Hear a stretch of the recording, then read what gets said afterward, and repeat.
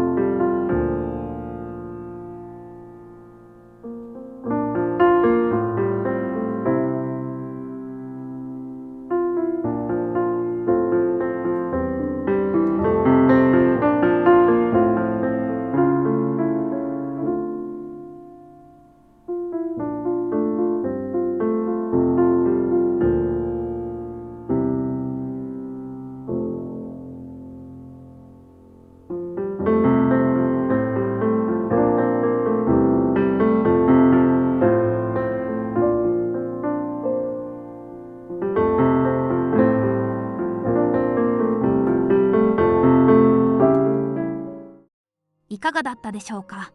今回は録音を頑張ってみたんだけど、やっぱり難しいですね。以前よりも実際の音に近い音で収録できたと思いますが、エアコンの音が入ってたり、音質の低下は避けられなかったです。でも、この小さなスピーカーの雰囲気は感じられたのではないでしょうか。今回はここまでです。それでは、最後までご視聴ありがとうございました。